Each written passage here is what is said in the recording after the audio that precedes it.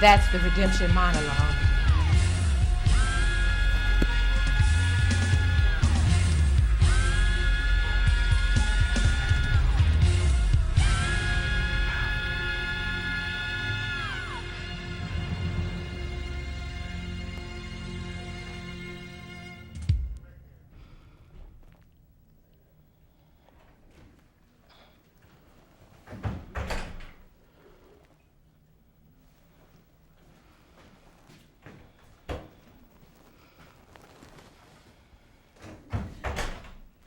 Right there, we just had the Redemption monologue. That's strictly very, very sensitive, and it's also had to do with my book, SHAQUANA Hill, available on Amazon.com. You can type in Tracey Mclean and get the book, SHAQUANA Hill, and also the soundtrack, SHAQUANA Hill. Soon, there'll be a movie.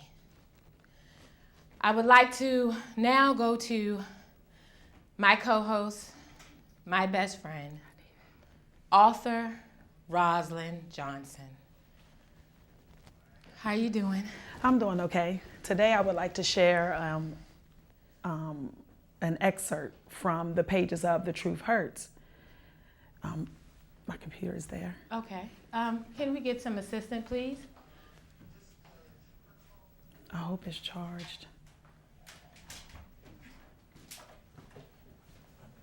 You can go ahead.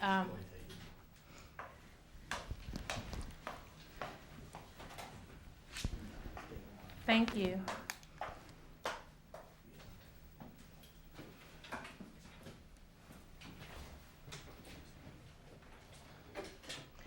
Okay, while we're waiting for her to pull it up, is it up now? No, it's going to take a minute. While we're waiting for her to pull it up, we do want to allow you to call in and express your feelings. Today is a day for redemption, a day for purity. I definitely want to make sure. Oh, we have a caller. Thank you for calling the Tracey Mclean Show. Hey, how you doing tonight? Doing okay. I just like to tell Tracey that this has been a great show. I really am enjoying this show tonight.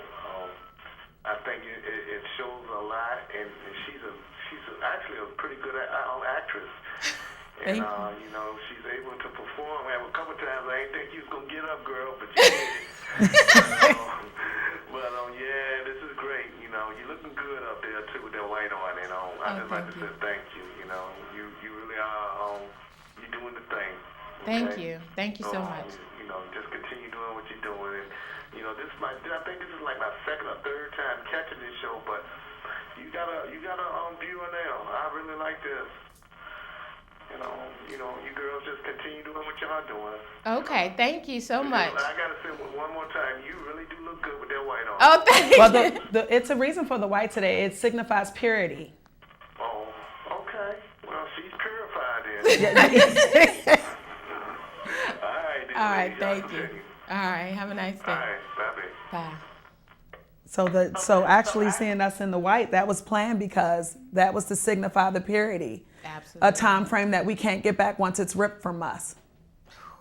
That is so awesome that it's recognized, and we would like to keep that going. So we're going to be working on a few other things, and you'll hear about it on a later show.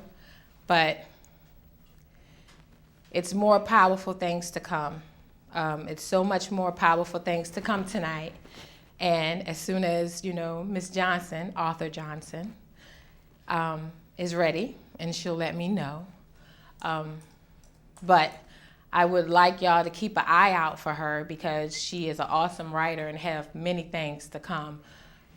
The first book, this is actually her first novel. Am I saying it correctly? You are saying it correctly. Okay, her first novel.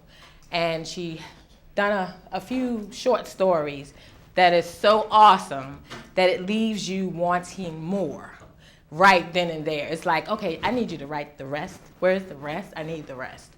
And this book itself will knock you off your feet.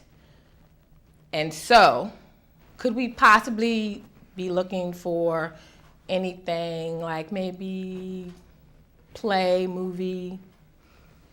I've been considering writing my own play. Okay. I haven't really delved deep into it because I'm still doing some background research. Okay. But that's something I'm definitely considering. Currently available on Amazon.com. I have Prisoner of Love. I also have Scorpio, so you can go ahead and check me out there.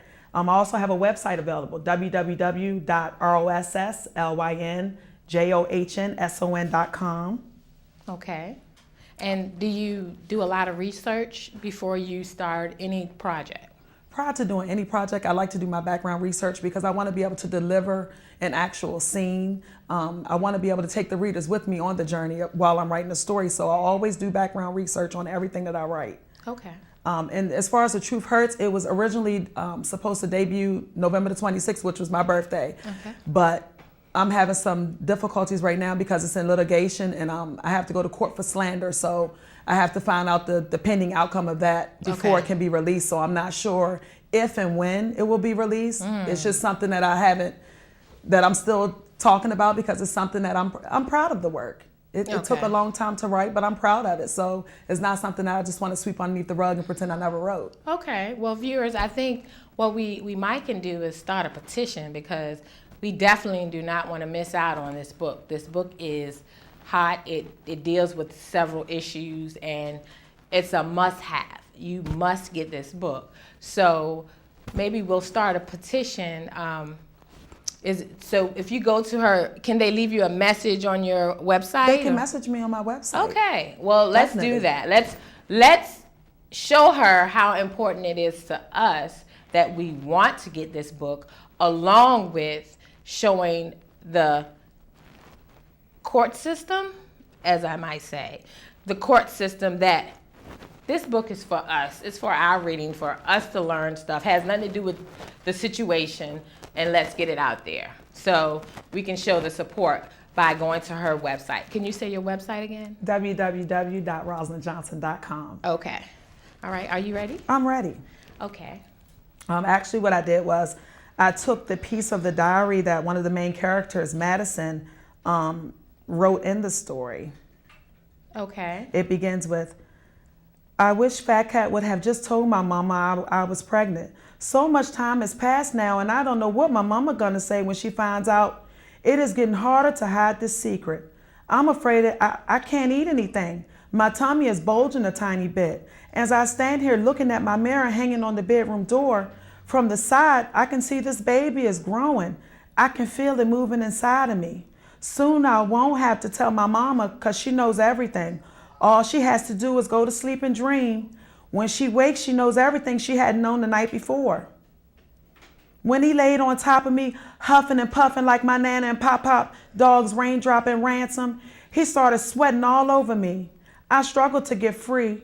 I kicked, I screamed, I bit him somewhere on his left chest. He held both my hands. He struggled trying to put his thing inside of me.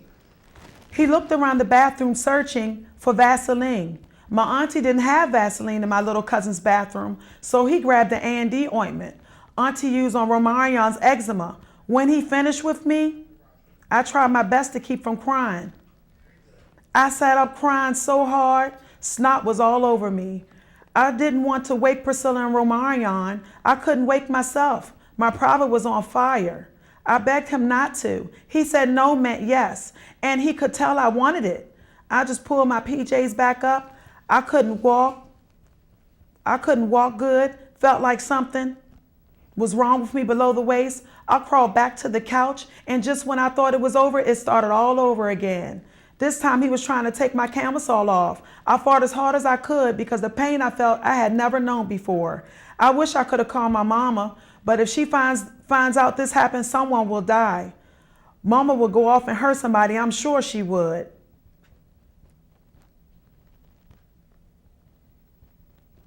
Bear with me. Oh.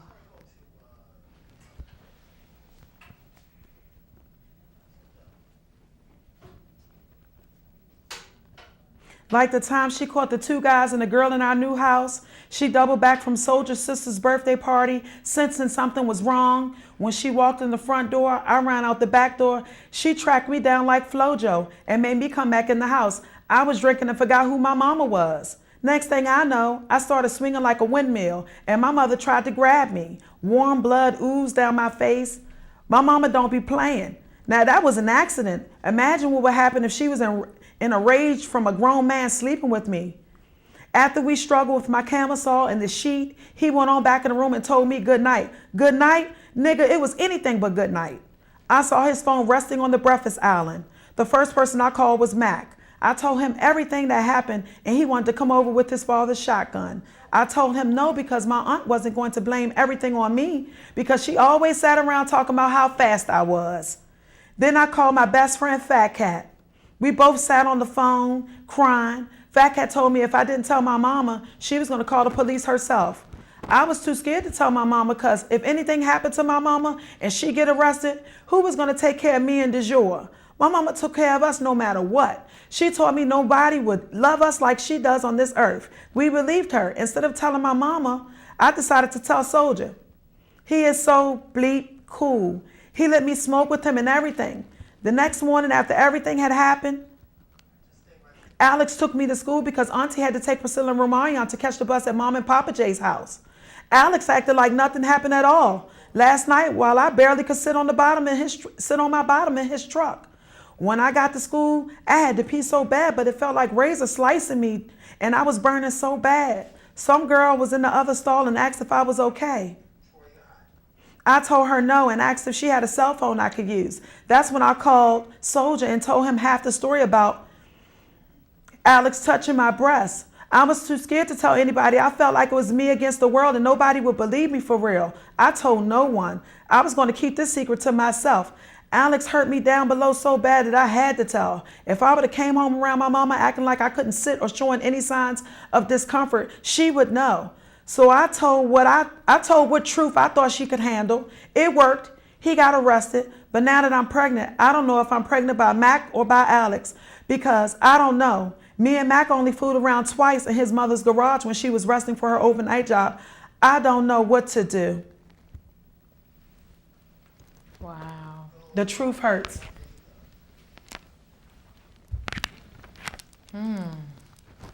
That was a lot for me. Can you tell us a little background on The Truth Hurts? The background on The Truth Hurts basically began with an isolated incident. Something took place. You know, it actually inspired the story. And my imagination never quit with what was going on and what was being told to me. It was too many questions and not enough answers. Mm-hmm. And so with that being said, that led me and drove me to write even more. Okay. And as I began to write more, I began to see like everybody's perspective. And then it allowed me to be the judge and jury. Oh, wow.